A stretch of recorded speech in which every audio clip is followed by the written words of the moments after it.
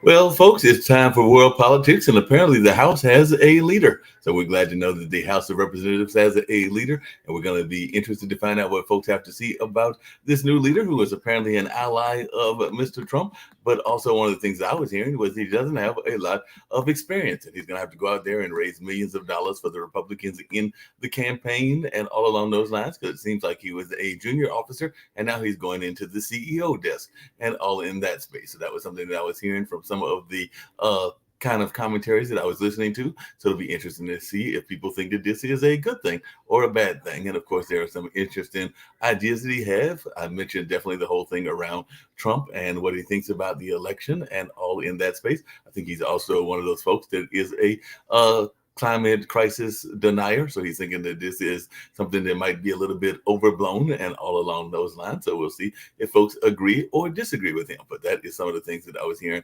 about Mr. Johnson, who is apparently part of a very powerful Louisiana contingent, because there's a powerful Louisiana contingency that exists in the House now, with both Mike Johnson and Steve Scalise. So that is definitely a powerful combination of Louisiana folks. And I know that earlier that one of our founders, Kim Calhoun, who's got some roots not necessarily to Louisiana, but definitely to Texas, was thinking about that. And sometimes when I think about Louisiana, I think about some of the corruption that used to be a regular part of their political landscape. They definitely had some corruption on a regular part of their political landscape, as did Chicago. And there are a number of other places that have had some reputation in that lane. And I know sometimes when I think about my own state, North Carolina, there might have been some of that going on. And of course, we are a swing state, and there are a number of other swing states as well. So that is something that I was seeing, is the nature of the swing states, and they might even determine the election and who wins the election and all in that space. I mean, we are the state, North Carolina is, that gave you both Terry Sanford, a very liberal governor, and Jesse Helms, a very liberal well, Terry Sanford was governor, and also he served in the Senate as well. And definitely Jesse Helms was in the Senate. So we definitely gave you a kind of a mixture of people and all along those lines. I also heard recently that Biden will not be on the primary in New Hampshire, because apparently there's some kind of going ons and some kind of like trying to figure out. So they want South Carolina, I think, to be the first state in terms of the Democratic primaries. So he will not be on the ballot in New Hampshire. I mean, he'll be on the ballot in the general elections, but in this one, he is bypassing being on the ballot because the Democrats want South Carolina to be the first state and all in that space. So, you know, the different states kind of maneuver in that way also. And of course, the politicians are paying attention to what's going on in Israel with the Israel-Hamas war. And I do know that the House of Representatives, right under Mike Johnson, did declare their support and their belief in what is going on in Israel.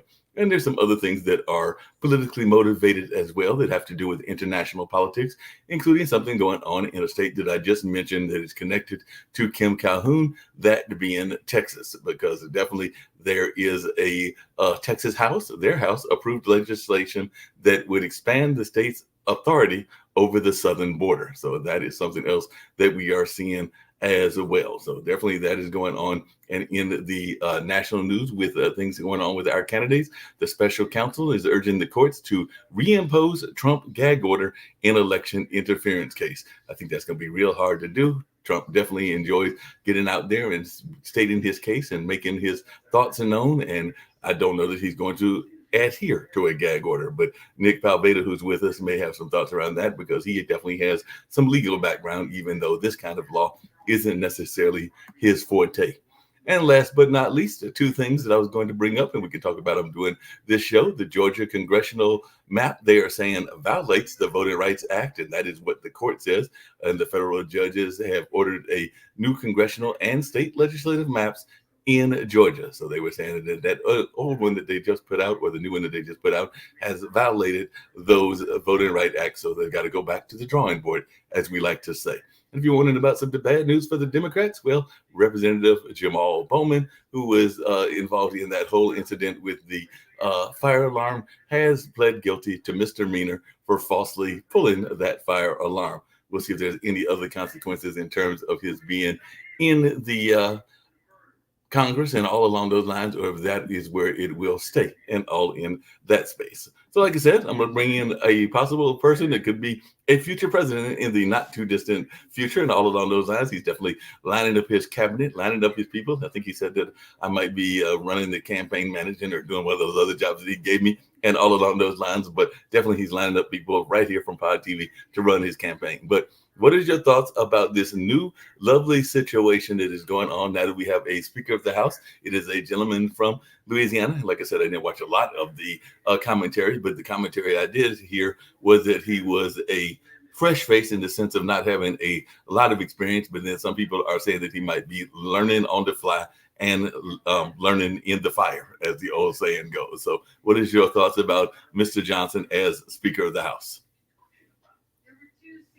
I don't hear you.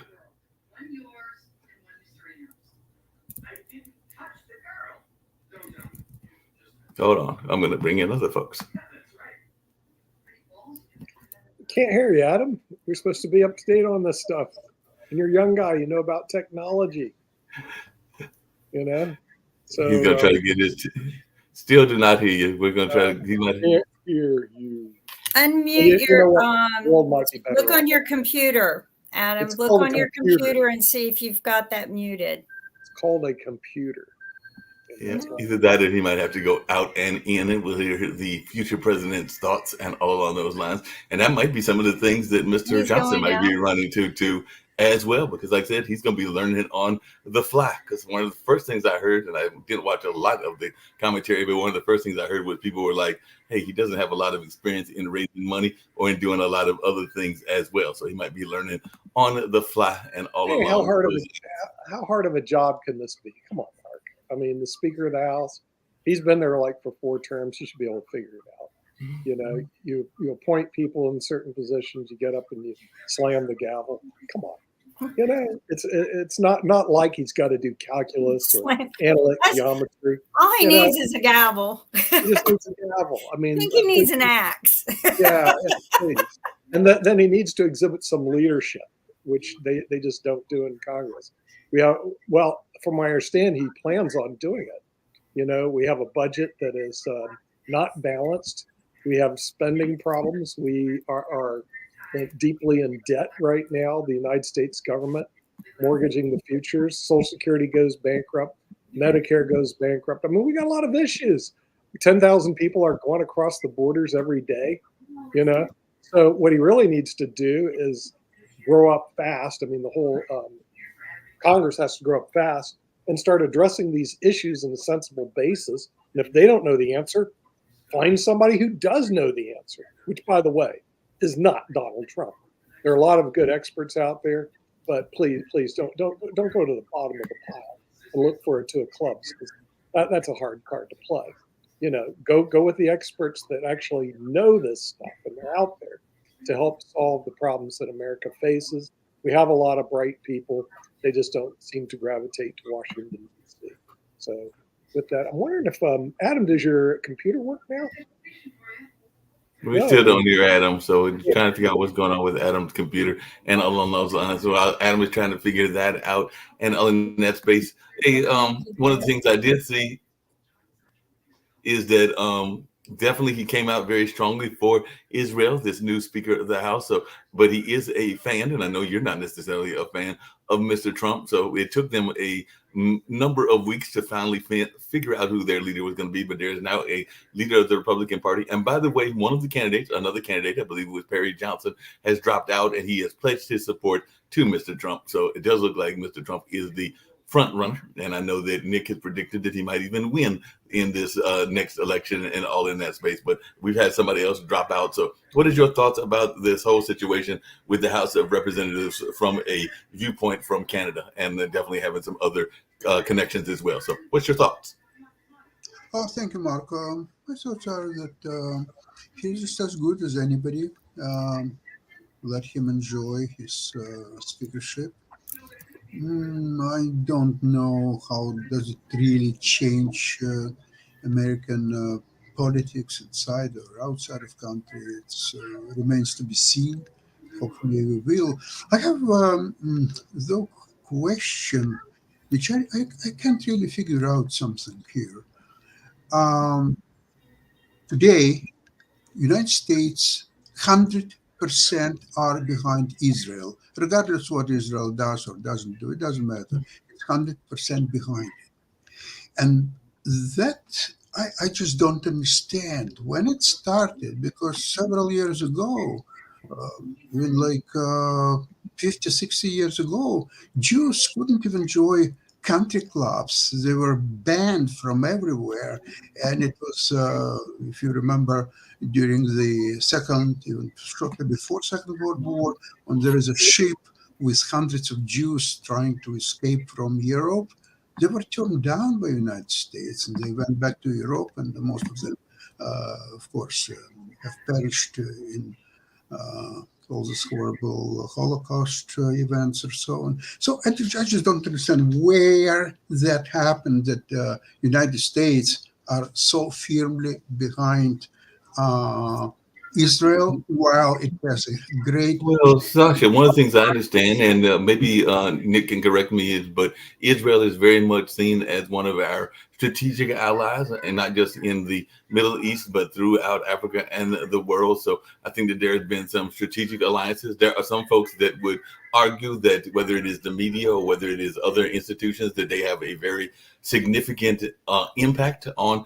our society. I've talked on this show before about lobbies, and definitely the NRA is a strong lobby. The pharmaceutical industry is a strong lobby. There were some that would argue that particularly the Israel community is a strong lobby as well. There are some that might say that it is more conservative, and the conservative side of the Israel community, because there's that whole conversation, and we can argue about it, whether it is an actual term or not, around nationalism and Zionism and all along those lines. But there are so many people in the U.S. that feel that the Jewish population has strong influences on a number of elements of society. And like I said, if anybody else wants to counter that or bring up their thoughts around that, I've heard that argument for years.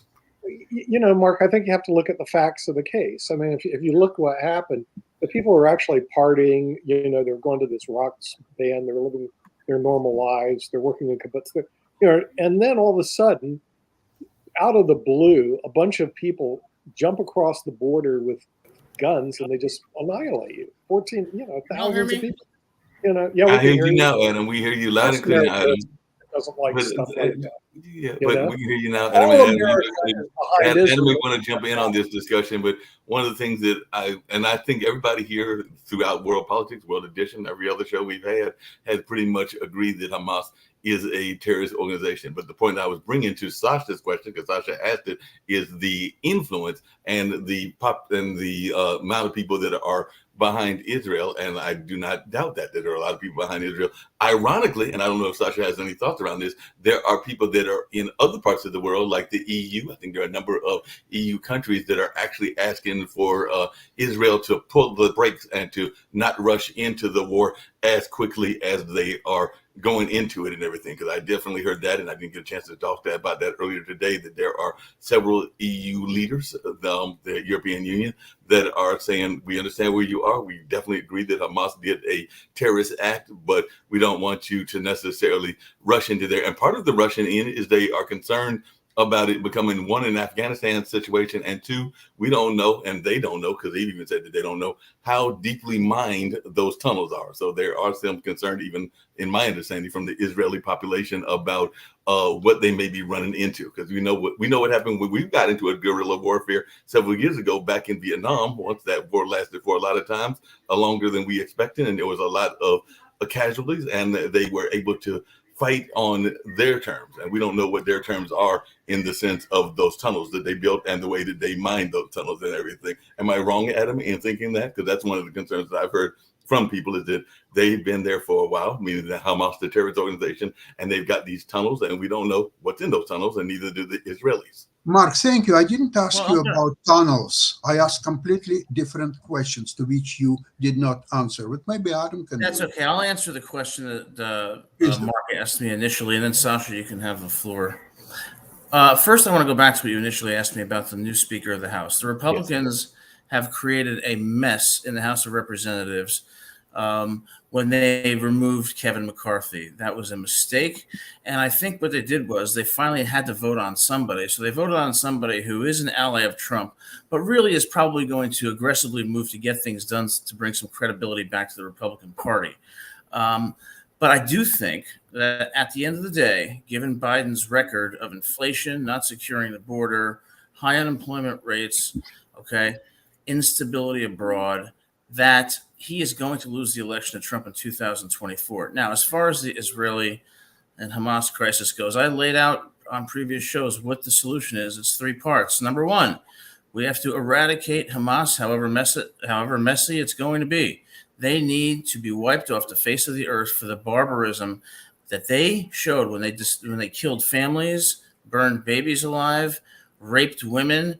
They should be annihilated, and they should no longer exist. But the Palestinian this is Hamas, not the Palestinians. I'm referring to Hamas, but that's my second one. My second point is that Hamas is not the Palestinians. I do support a Palestinian state, provided that Hamas is wiped off the map. I also support recognition of Israel's right to exist and a robust Israeli state. They have to live together, and they should live together with equal dignity and equal protection of the law. But first order of business, Hamas has to go. And before you I think everybody agrees with that Hamas needs to go. And if I misunderstood your question, Sasha, and if you want to restate it, because I thought I was answering your question because you were talking about the amount of support that Israel was getting. So I thought that I was answering your question, but maybe I misunderstood it and misconstrued what you were asking. But if you want to rephrase it, and if Adam wants to tackle that, I would gladly let him tackle it, since I thought that I was answering what you asked. But if you want to rephrase the question, please do. Yes, here is my question. Right now, U.S., and not only now, but in the last several years, well before the October 7th just happened, U.S. was 100% behind Israel in anything, whatever Israel would do, whether it's right or wrong or something, for the last, I would say, 50 years at least, but say 50 years. However, from history, we know that there is a huge history of anti-Semitism in United States. I'll start with the shortly before Second World War, there was a ship from Europe full of Jews trying to escape Holocaust. And they were turned down. U.S. wouldn't accept even one person. The ship went back to Europe, and all those people perished in the Holocaust. There were times when 50, 60 years ago, Jews would not be accepted even in the country clubs and any designated position of like a CEO or president of the company or so on. They were barred 100%. They were like a second sort people. There were signs, no Jews or dogs allowed. So how from that, America, United States, became such a vocal and unconditional supporter of Israel? What's happened? Well, greasing the palms. I'm sure that there was a lot of bribes in there. What do you mean by bribes? Just that I think that they bribed a lot of politicians over the years. Is that right? Do you have any proof of that? But a lot of times you don't have proof of those kind of things. You just have to wait it out. But well, what is your source? You're talking about very important things. What you're saying is that Israelis or Jews or whoever bribes U.S. So why do you think it is, Sasha? Could you provide any, they change? Not even a proof, just source that you heard it somewhere. Somebody just said, hey. I'll tell you, it's funny. Tell me about that.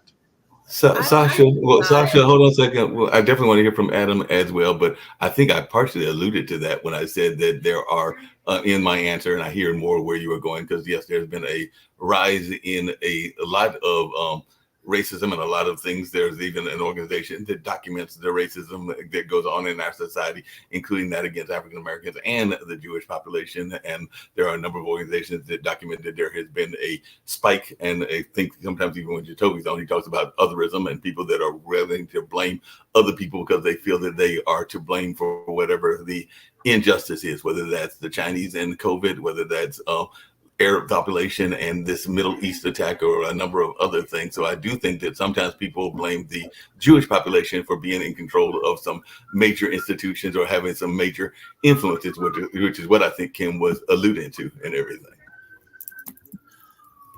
Well,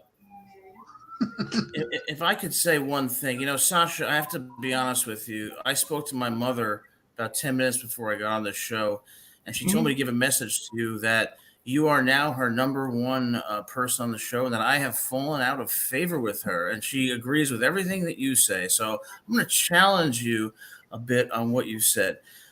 In the United States right now, anti-Semitism is not the biggest problem. Anti-whiteness is a huge problem. Wokeness is a problem. Racial division is a problem. The Democratic Party exploiting African Americans is a problem. Okay. Identity politics is a problem. Okay. People dividing themselves along racial, ethnic lines based on single issues. College campuses going so woke that no diverse perspectives are welcomed. This country is destroying itself from the inside out. And when it comes to Israel and Palestine, we have to consider, number one, how do we respond to the barbarism that Hamas showed? We eliminate them. But at the end of the day, we need a Palestinian state, and we need Israel's right to exist recognized, because they have to coexist. And the third thing is, we have to make sure that Russia is protected from NATO, and we have to make sure that its peacekeeping operation in Ukraine is a success. Yeah, and I'm just going to protect Russia from NATO, Ukraine. NATO is a disgrace, and they should be wiped off the map just like Hamas, because NATO has created this situation in Russia along with the United States. Yeah, and I've got two quick questions for you. Just what can be accounted for. And as far as climate change goes, climate change is exaggerated, just like COVID deaths were exaggerated. We need to have balance and moderation in our politics. Democrats and Republicans who respect each other and who can meet in the middle and focus on helping the American people, okay, not on political power.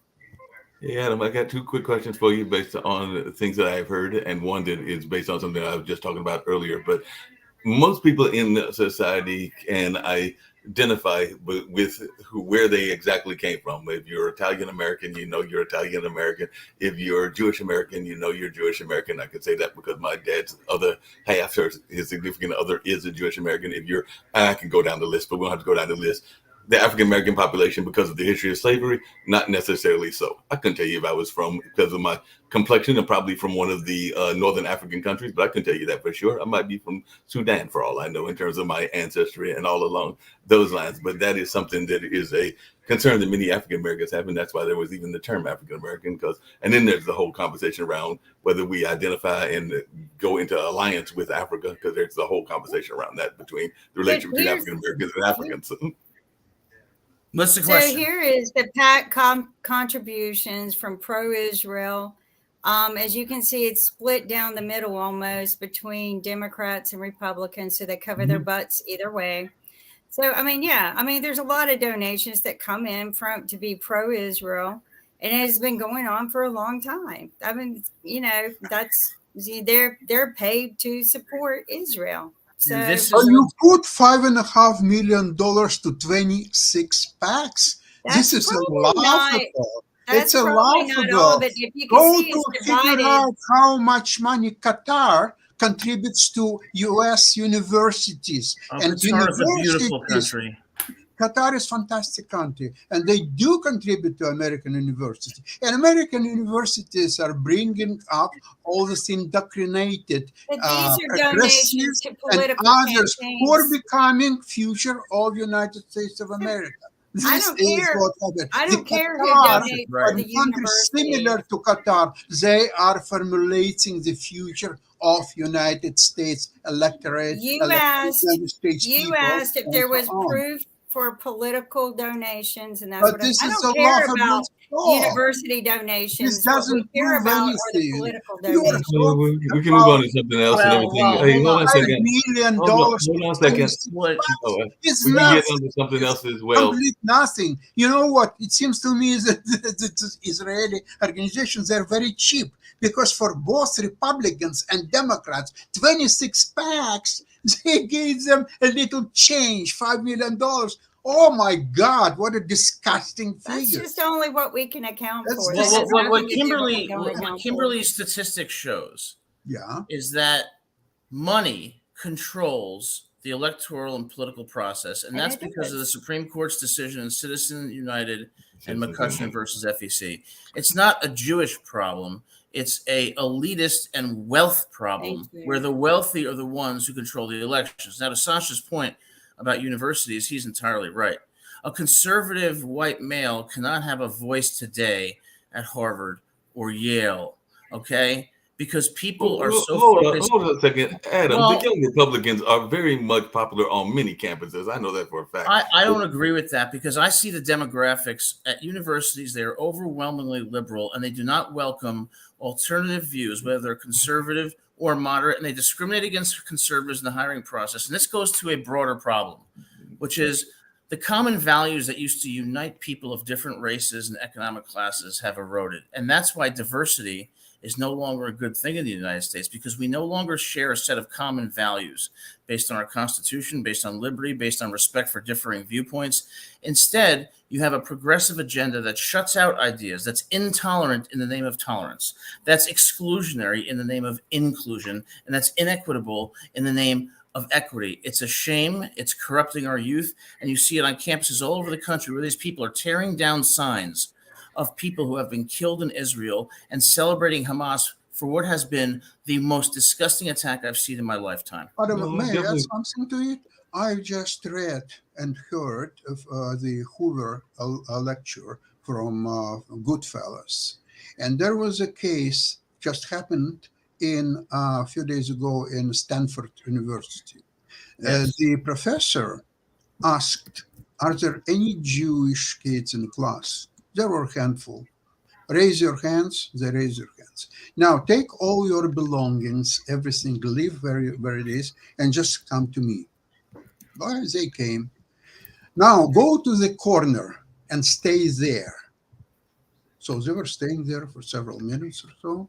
And he says, okay, now you understand how Palestinians feel about Israelis. Okay?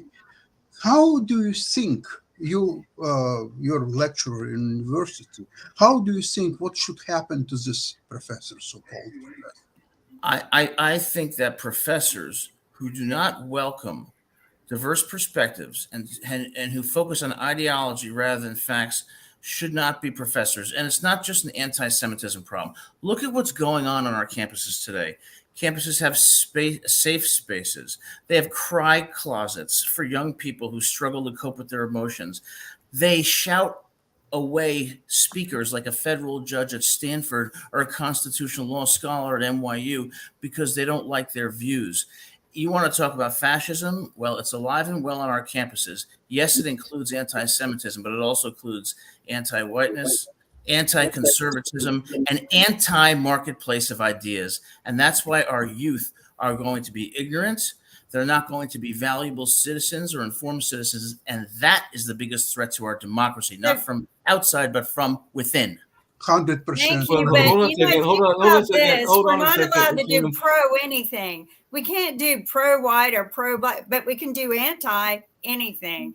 That our country is a little backwards. Anti-racism and pro-diversity, but diversity of ideas, not just race. I don't look at people as black, white, gay, straight, or transgender. I look at them as complex people who I judge based on what they do, not on who they are. Well, And and we what they need to need. share common values where we respect everybody's personal autonomy and liberty on an equal basis. Well, you know, I hold on a didn't second. see that at Northeastern University at all. But of course, I was teaching graduate tax. I hate to say it, Adam, we actually had to learn something in our school. And we actually Good for you. That's a good thing. teach something that's useful in our school. So all these issues that you described were never brought up. In other words, they frankly did not exist. I didn't have any graduate tax students say, "Oh, I'm part of a woke tax agenda." Okay, that's not a conversation. Go to Northeastern Law School right now, and you will see Yeah. wokeness manifest in all of its ugly tentacles. Well, I mean, the thing is, But hold on a second, Adam, just really quickly, are you going to and not grind yourself into oblivion when there's a lot of problems that need to be solved. And that's one reason I think that people need to take a decision science class, because there is a science behind decision making. And you can see that obviously our higher education is failing that. And lower education, like our education system that we're looking at K through 12, we're not even in the top 25. So we've been falling. Why, Nick? Because I'll tell you why. Because we are coddling the American mind with safe spaces, microaggressions, people feeling unsafe. We're not teaching them how to live in the real world. We're not teaching them how to tolerate all alternative ideas. Diversity, equity, and inclusion is a code word for homogenous thought, exclusivity, and discrimination. Well, Adam, I don't know about. I know that both Marquette and Duke, which I'm around the corner from, and everything, there are usually diverse views. I've seen some very conservative professors. I've seen some very liberal professors, and yes, they do sometimes bring their biases into their education lanes. And I don't know that that is always the fairest thing to do, but I've seen it from both sides. I've seen it from both conservatives and both liberals. sides are wrong. And I've definitely seen some strong viewpoints, and I've even seen some strong young Republicans, just like I've seen some strong young Democrats and everything else. So I don't know that it is one side that is doing this. And by the way, Sasha, you'll be glad to know that lecturer that you were talking about, and that was like about a week and a half ago, Sanford did suspend that lecturer pending investigation. So it might be getting rid of that job and everything eventually. Very important. His status at the university. Was he a lecturer, an adjunct professor, an assistant, associate, or a full tenured professor? Or do you know? I don't know. I'd have to look that up and find out. Because unfortunately, as you know, Adam, your stupid college system is very elitist and very they're basically elitist. I mean, it's disgusting. It's worse than chess players, Sasha. You have to be you have like a totem pole that you go up and down from, like assistant professor to associate professor. Yeah, I mean, there's a whole. Yeah, that's a Nick, whole. Nick, let's talk about not just the professors. I mean, let's talk about the students. Our education system should be dumped. Yeah, and I'll tell you why. Because we're not only just coddling students, we're dumbing down standards. Oregon, a local school board in Oregon just voted to do away with assessments because they had a disproportionate impact on marginalized communities. The Loudoun County School District in Virginia, do I need to even go there? Dumbing down standards and coddling students is preparing them for failure. It's also preparing this country for failure, while also fomenting division on the basis of race and an identity politics that's destroying us from within. That's the threat, not Russia, not China. The threat to democracy is right at our doorstep. I agree with you, Adam. We have dumbed down our standards way too far. We've I've done worked this with a in testing every company, so I definitely agree with you on that, every because there have been. industry. And one of the things that has caught my attention in the political world right now that's going on is net neutrality. And they're voting on that as well, which I think is a very, very important bill that we need to be paying attention to. And we do need to regulate the internet so that we can get more fair internet to the people who need it for education reasons. But you're right. We dumb down the standards to everything, right down to the tools we own. And we allow it to happen. We allow the resources to be dumbing down. I mean, and when I'm president of the United States, I am going to be a president in the tradition of John F. Kennedy, where you ask not what your country can do for you, but what you can do for your country. And you hold people to high standards. You teach people to be strong and tough, and you teach them how to cope with their emotions and to hold themselves to standards that are going to make us successful domestically and strong internationally. Hey, Adam, since you're running for president and everything, I was going to ask about two parts of the world that are politically oriented. I mentioned them on world politics earlier, but since you're running for president, what are you going to do when there is another major Asian country that is impacting politics? I mentioned what on the world edition, what India did in the sense of dealing with a certain terrorist organization there in, or terrorists there in, or certain friend, a different group, a different part of their religious group in Canada. I believe it was the one of the religious groups that they were involved in that space, and now they are having a case with Qatar. Y'all talked about Qatar earlier, and apparently Qatar has put some Indians to death, and now India has to figure out how they're going to make sure that that doesn't happen and everything. So India is flexing some muscle in the world. So what, as president, are you going to do with India? Because India apparently is flexing some of its own muscles as well. Well, the first thing I'm going to say is that my foreign policy is not going to be guided by an inconsistent moral standard. It's going to be guided by what is in the self-interest of the United States and what is going to further us and secure us economically and make sure that we remain a superpower.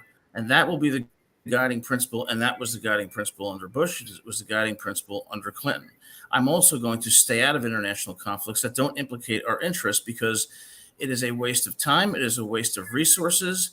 And I'm going to focus on, number one, building a strong military here and domestically building a very powerful economy and middle class. And foreign policy is going to be based on how does it serve the United States alone. Now, what about your foreign policy in your backyard? Because I mentioned at the beginning about Texas and what they are doing in terms of the border and everything. And there are a lot of folks that are arguing that there are a number of elements, some coming for work, some coming for illicit and illegal reasons from our southern borders. But I also understand there's some great countries to go visit in the southern border, like Costa Rica and others. So what are you going to do about the foreign policy of those that are adjacent to us? In terms of border security, well, I'll tell you what I'm going to do. For those people who are in the United States illegally and who have not committed a violent felony or a serious felony, I'm going to give them amnesty and a pathway to citizenship, because I'm not going to break up families and deport them, but I am going to secure the border. I am going to put more border patrol. I am going to secure that border and continue building that wall, because you can't give amnesty here if you're going to have a porous border there. You have to have both. We have to have compassion coupled with good policy.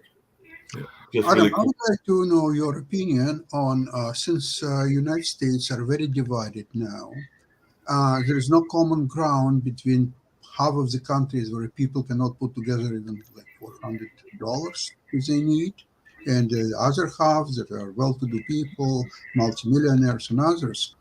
What do you think about mandatory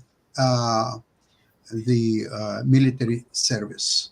In many countries, there is a mandatory military service. It puts people together. It doesn't matter whether it's a year long or 2 years long, it doesn't matter. But it puts people of different background, as long as they are American. It puts them together. They are living together. They're working together. It's a source of uniting people, and more, in my opinion, than anything else. I was in mandatory military service when I was still in Soviet Union. I spent 2 years there. There are merits of that. Not that Soviet Union military service is anything to be proud of, but the idea itself. And I think in the United States, I can't think of anything else what can unite country more than this. What do you think? I am 100% for mandatory military service. And that's going to have a lot of benefits. Number one, it's going to teach people to be patriotic about their country and to value their country, to fight for their country. Number two, it's going to put diverse populations together that are going to learn to get along under the common value of representing and respecting the United States of America. Now, you talk about Russia. Okay, well, let's compare Russia's young people to the young people in the United States. I will guarantee you that they are more intelligent, more cultured, more nationalistic than the United States, young people in the United States. You want to know why? Because young people in the United States have no values. They have no sense of a collective identity based on their country's values of liberty, autonomy, security, and self-determination. So mandatory military service will teach that and teach us how to truly exist in a diverse culture. Agree.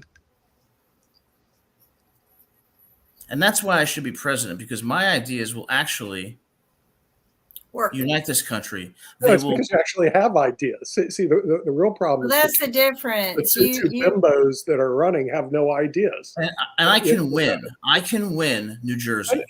I can win Florida. And I can win the Rust Belt. Well, according to the survey we did, anybody can win if they can get on the ballot. I mean, that's the real Or if thing. they can just get out there and get some media attention, that's the ones who win. Because people are just tired. I mean, Trump. Okay, let's forget it. This guy is an old hack. Biden, he's just old. I mean, you know. So. I'm not on the debate stage with the Republicans. Why am I not there? Why are some of these clowns on the debate stage who aren't saying anything that has any chance of ever helping people? The purpose of a public servant, and especially a president, is to do something that impacts the lives of the people. Yeah. But see, these ideas are things that should be brought up. One thing, this mandatory military service. Okay, one thing it may stop is this huge amount of student loans that are out there.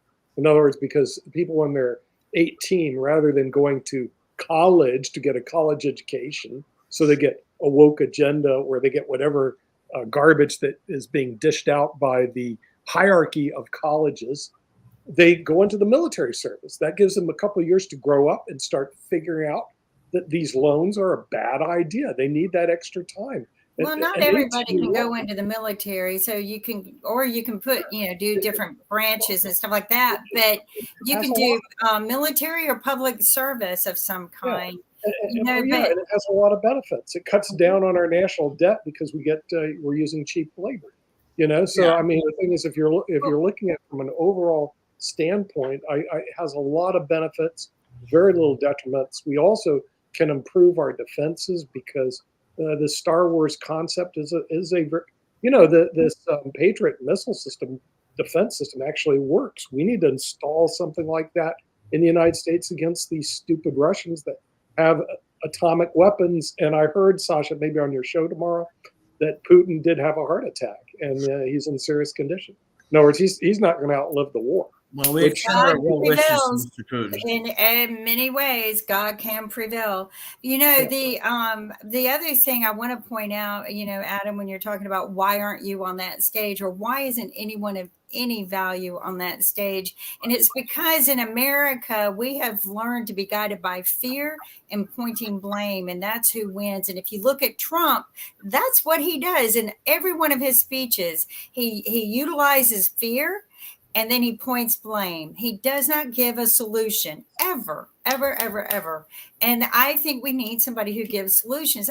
I truly believe you should run on the ticket of no labels. You should go to with David. Go to David Walker and promote yourself. Well, I'll go to David Walker. See my Monday. Get on the no labels ticket because they're probably going to bring somebody on because it looks like it's going to be a dump. And a Trump who's horrible and Biden. I want to have an opportunity. I want to have an opportunity to have a conversation with the American people. I want to have the opportunity to go to all 50 states and to share my ideas. You guys often express surprise when I talk about Russia. I'm going to tell you why I talk about Russia. Because when you look at the young people in Russia, there are certain distinct characteristics that our young people lack. Number one, young people love Russia. Number two, they're smart and very mature. Number three, they're very cosmopolitan. They're knowledgeable, okay? And they have strong constitutions and characters. Here, we have a woke agenda that is dumbing down our students, coddling our students, and fomenting division on the basis of race, and is the exact antithesis of the kind of collective unity that we need for security here. Adam, very quick question to you. Do you think the same attributes that you apply to Russians, does the same applies to Ukrainians? I am not prepared to answer that because I do not know. I assume the answer is probably yes. Yeah. Okay, makes sense. Yeah, the thing is, what you're bringing back to the point is, Adam, is that, and I think that also deals with mandatory military services, that they have a sense of country, and we don't have a sense of country in the United States of America, which is really horrible. One time when I discovered I was American, it was the first time when I went overseas to go to school. I went to Oxford University, and then I went to France. By the way, Oxford, since they speak English, you still don't get it. When you go to France, you start getting you are an American. They don't speak your language. They don't like you. They leave you homeless in the streets of Paris, which I was. And they just, it's like this. They just don't. Because they think Americans are fat, dumb, and stupid. Yeah, they do. They think they're fat, dumb, and stupid. Yeah. So the thing is, Americans, unfortunately, because we're so insular here, don't even understand that people in China hate us. Not all the people in China, but a lot of them, what they see is America is in their way to become, to their manifest destiny, which is China to rule the world, not the United States of America. Well, they're And taught that from the moment they're born, Nick. And I agree with you. When I was in Colombia, I was so impressed with the pride that they take in their country and how they unite together and how beautiful they keep it and work hard at maintaining. And they just really respect each other over there, as opposed, and it was almost depressing coming back to the United States because there was just so much going on here. I mean, look, another mass murder last night. Yeah, and we don't learn. I mean, the thing is, we don't. The European Union is today, because of the lack of wars, is a much nicer place to live than the United States. Frankly, Canada is a much nicer place to live than the United States. And we're denigrating ourselves into a third world nation, and piling on this national debt will not help us, because every businessman knows that's your dry powder is cash in the bank. Well, we not only do not have cash in the bank, we have a huge debt sitting out there dragging us down, and Congress is ignoring it. So David Walker is one of the few people who say, guys, you've got to wake up. You cannot put your government in such a horrible position. And we're going to see in the next month or two, don't be surprised if you see a government shut down. Don't be surprised if you see the markets all turn around and go south. We're on a brink. When I am the president of the United States, the first two things I'm going to do, we are going to cut spending and we're going to raise taxes on the wealthy. Yeah. Well, the thing is, the wealthy, I can tell you this, they don't want to pay taxes. But if you told them we're going to allocate these taxes to pay down the national debt, they would actually be interested in that. We're going to cut spending. We have to cut spending. They are very concerned. Remember, and we're going to be going over this in Economics Monday. Remember the stats. 10% of our population own 70% of all the assets in the United States. 10%. The bottom 50% own 2.5. The bottom 70% can't get a hold of $1,000. So if you look at the vast majority, and these people vote, but obviously they don't vote their economic interest, and they don't even know what economic interest is.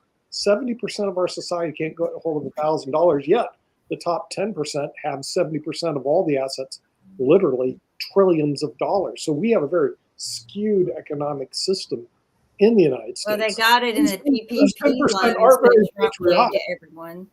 They got all the extra billions from the PPP loans, and that's why we are in debt. Nobody ever looks at that, but that was billions of dollars never coming back. But unless we cut spending, we're finished. And we have to reform entitlements. We have to reform Social Security. But you also have Adam, hold on a second. Speaking of the middle class, speaking of that,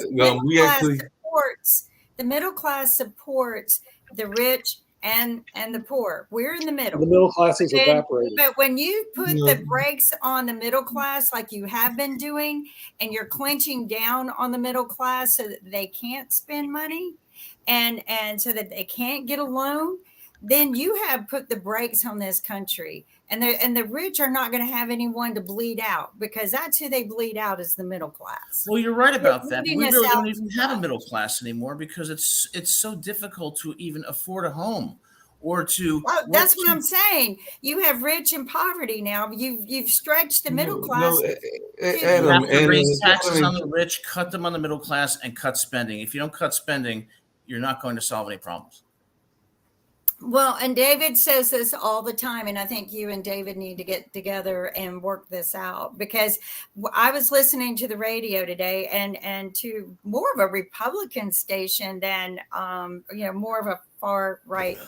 But interesting to me is they were even saying that the majority of the people are starting to lean liberal, into a no label program, that they don't want either one, that they want somebody that's neither party. Almost 40% are leaning that way.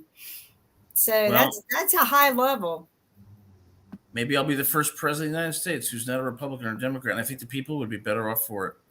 I think the people would be way better off, and a younger a much younger president. One of the things Sasha will be my foreign policy advisor.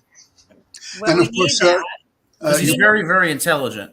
And historically, he knows he knows history better than anyone. So Adam, I think you have to study what's happened with the campaign of Ross Perot. He was a very successful businessman. He was a billionaire. He's got actually 22% from nowhere. So I think his example it's brilliant. It's a fantastic achievement. It didn't help him to become a president, but he showed what a intelligent campaign with a little bit of money, of course. He had donations of all kinds. I think he did spectacularly well. The only thing is, probably it helped Clinton more than Bush Sr., it appears to me. But Adam, there is one thing when you were talking earlier about Trump. The problem of Trump is that he's being distracted by lawsuits, by campaign, by all kinds of things. Now that all of his co-defendants are pleading deals, guilty, and all kind of deals with prosecutors or so on. Actually, Trump is already losing his opportunity to make a deal simply because nobody needs Trump's deal anymore. When they get all his close people to deal with them, and they will supply material against him. Maybe, if rather sooner than later, Trump will serve a little bit of a jail term. He will clear up his mind. He will not be distracted by anything. He will have 3 meals a day, and he will really think how to rule the country, what messages to bring. And after that, he could become a brilliant president. I think running it from jail, right? Yeah. It might be safer in jail than he is and out on the streets nowadays. There was a book that you can't even go to a bowling alley anymore without getting shot. So at least not in the United States. Very tragic. There was a book called very Best and the Brightest. I don't have it back here, but I don't know if you read it. It was David Halberstam. The Best and the Brightest was a book about John F. Kennedy and his mission to become president. But his thought was to not be the person who's the dictator of the U.S., but to find the best and the brightest people and put them in positions so that they would advise him on certain issues. Now, the sad part, when Trump got elected, and I started seeing he was bringing in people that I thought were going to be the best and the brightest, but then he completely fired them, and he turned the whole place into a circus. And I was going like,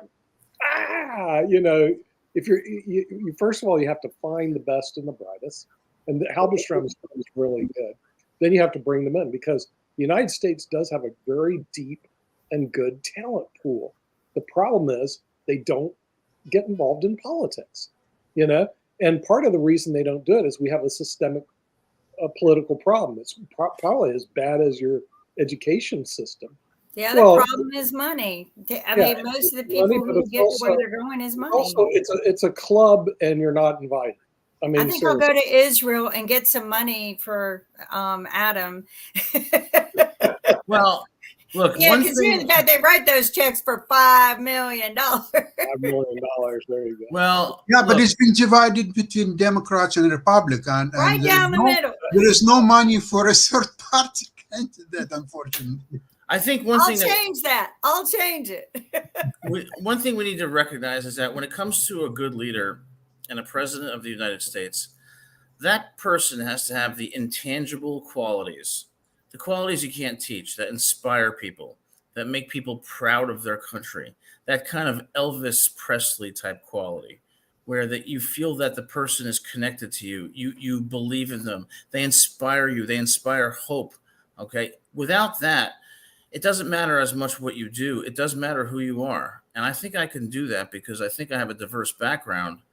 And I think I have the kind of humility that would actually benefit people at a time when division is overtaking us and unity is nowhere to be found. John F. Kennedy had that quality.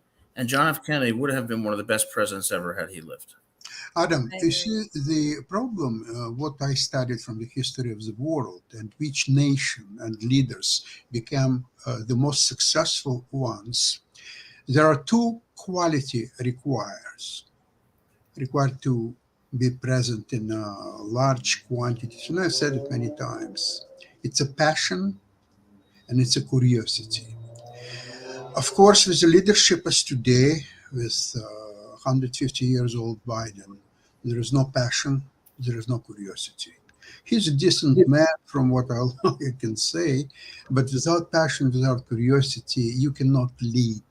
You cannot become anything. So if you go in the history of the world and you can see which countries becoming rulers of the world at different times, the leaders of these countries have both passion and curiosity.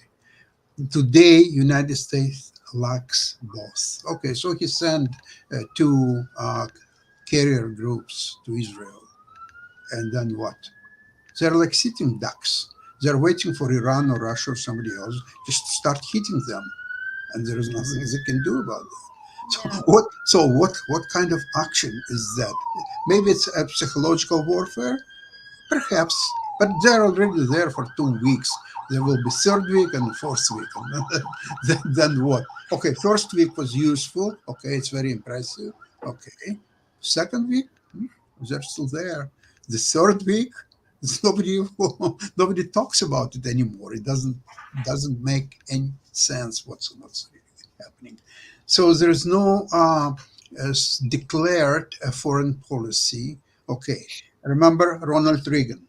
He said that Soviet Union is evil empire. He just pronounced it.